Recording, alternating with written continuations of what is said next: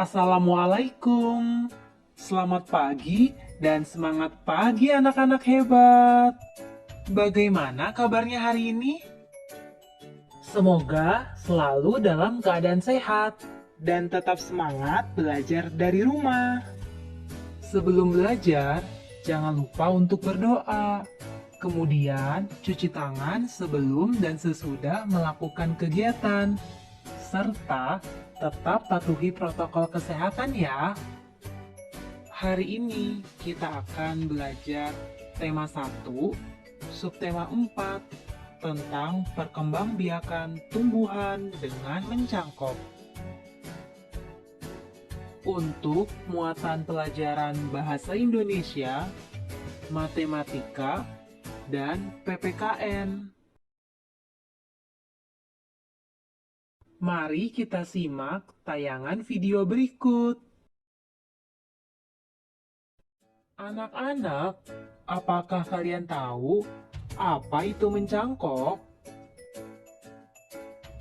Untuk mengetahuinya, kita baca teks yang berjudul Perkembangbiakan Tumbuhan dengan Mencangkok.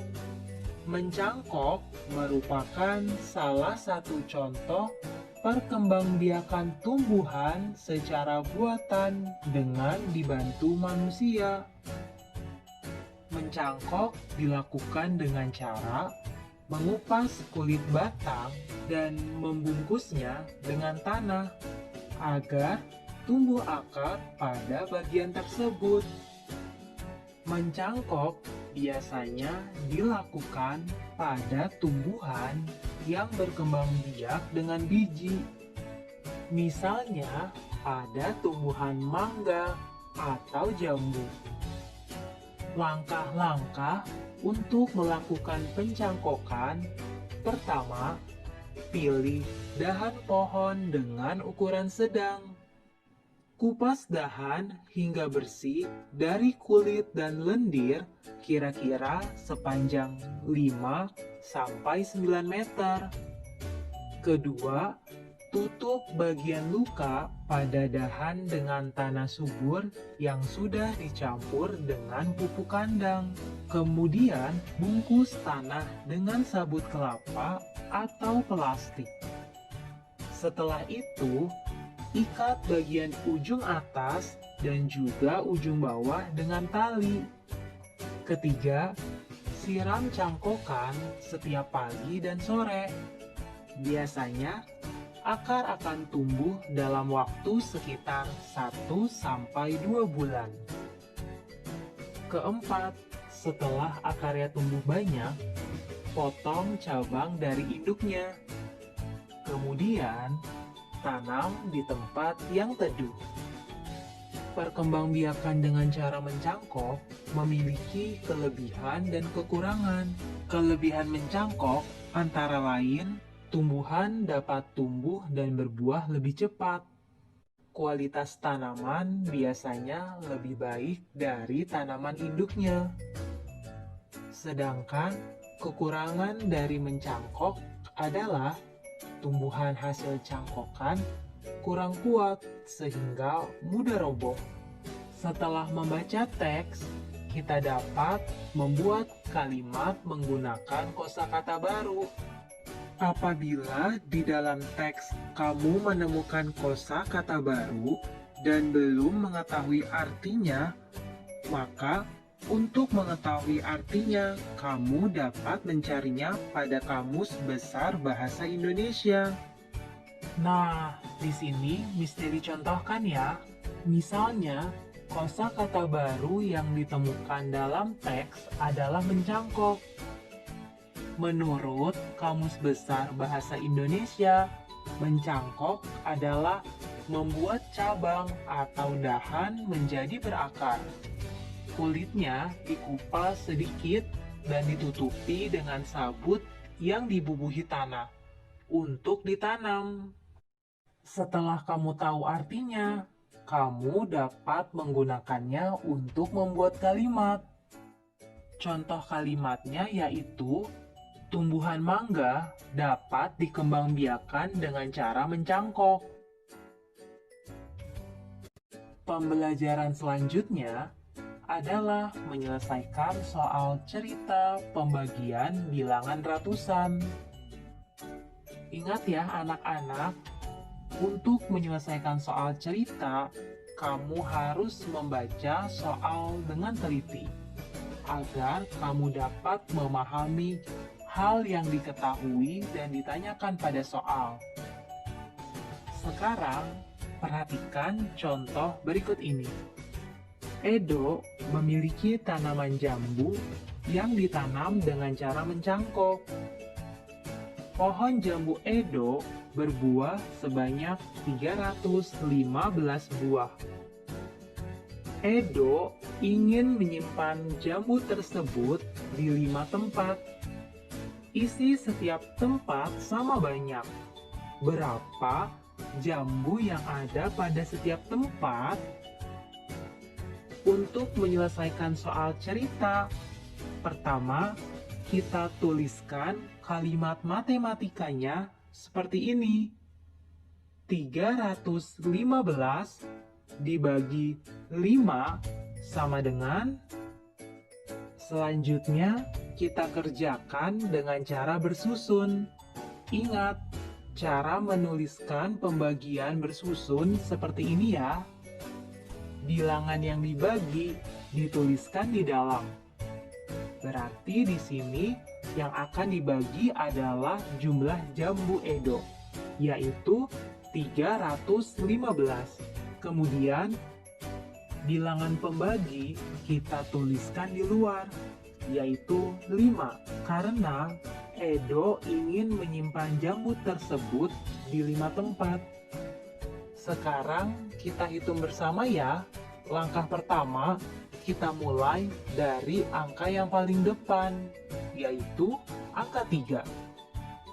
Apakah 3 bisa dibagi 5? Ternyata tidak bisa. Karena tidak bisa dibagi 5, maka kita gunakan 2 angka di depan. Jadinya 31. Apakah 31 bisa dibagi 5? Tentu bisa ya. Untuk mengetahui hasil 31 dibagi 5, kita lakukan dengan cara berikut ini. 5 dikalikan berapa yang hasilnya mendekati 31? Nah, sekarang coba kita tuliskan perkalian 5. 5 dikali 1 sama dengan 5. 5 dikali 2 sama dengan 10. 5 dikali 3 sama dengan 15. 5 dikali 4 sama dengan 20. 5 dikali 5 sama dengan 25. 5 dikali 6 sama dengan 30. 5 dikali 7 sama dengan 35. Nah, tadi kita akan mencari hasilnya yang mendekati 31. 35 sudah lebih dari 31, sehingga sudah tidak bisa digunakan. Jadi, menurut kamu, yang paling dekat dengan angka 31 berapa ya? Betul. Yang paling dekat dengan 31 yaitu 30. Ada pada perkalian 5 dikali 6. Jadi, 5 dikali 6 sama dengan 30, atau artinya 30 dibagi 5 sama dengan 6. Kita tuliskan 31 dibagi 5, hasilnya yang mendekati adalah 6. Kita tuliskan angka 6-nya di sini ya. Langkah kedua, kita kalikan 6 dikali 5 sama dengan 30. Kita tuliskan di bawah angka 31. Karena tadi kita membagi angka 31. Sehingga kita tuliskan 30 di sini ya. Langkah ketiga, kita kurangkan, yaitu 31 dikurang 30 sama dengan 1. Langkah keempat, apakah 1 bisa dibagi 5? Tidak bisa ya, karena perkalian yang paling kecil dengan 5 yaitu hasilnya 5.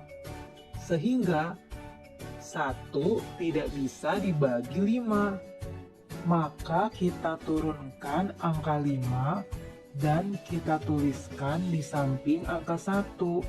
Jadi 15. Sekarang 15 kita bagi 5. Berapa ya hasilnya? Betul, 3. Kita tuliskan di sini ya. Langkah kelima, 3 dikali 5 sama dengan, betul sekali, 15. Kita tuliskan di bawah angka 15. Langkah keenam, kita kurangi 15 dikurang 15, hasilnya adalah 0. Nah, ingat ya anak-anak, kalau sudah menemukan angka 0 dan sudah tidak ada lagi angka yang diturunkan, maka pembagiannya sudah selesai. Jadi, hasil dari 315 dibagi 5 sama dengan 63. Pembelajaran selanjutnya adalah sikap yang harus dijaga saat bermusyawarah. Pada pembelajaran lalu, kita sudah mengetahui bahwa dalam kehidupan sehari-hari, baik itu di lingkungan keluarga, sekolah, ataupun masyarakat, kita pasti melakukan musyawarah untuk mengambil keputusan. Dalam suatu kegiatan musyawarah, ada sikap yang harus diperhatikan oleh seluruh peserta musyawarah. Di antaranya, pertama, mengajukan pendapat dengan sopan. Kedua, menghargai pendapat orang lain. Jika dalam suatu kegiatan musyawarah, ada salah satu peserta yang tidak bisa menghargai pendapat peserta lain, maka akan menimbulkan perpecahan dan permusuhan, sehingga dapat menghambat jalannya kelancaran musyawarah. Ketiga, menerima hasil musyawarah. Keempat, melaksanakan hasil keputusan musyawarah. Kelima, mampu mengendalikan diri dan emosi. Keenam, tidak meninggalkan tempat musyawarah sebelum selesai. Dalam suatu kegiatan musyawarah, kita juga diperbolehkan untuk menyampaikan pendapat. Berikut adalah cara-cara mengeluarkan pendapat yang baik. Pertama, pikirkan terlebih dahulu apa yang akan disampaikan. Kedua, menyampaikan pendapat dengan bahasa yang baik, sopan, dan mudah dipahami. Ketiga, meminta izin untuk mengeluarkan pendapat. Keempat, tidak memaksakan pendapat kita kepada peserta lain. Kelima, tidak memotong atau mencela pembicaraan peserta lain. Keenam, berlapang dada jika pendapat kita tidak diterima. Pelaksanaan kegiatan musyawarah merupakan salah satu contoh perilaku yang sesuai dengan sila keempat Pancasila yang berbunyi, Kerakyatan yang dipimpin oleh hikmat kebijaksanaan dalam permusyawaratan perwakilan, yang dilambangkan dengan kepala banteng.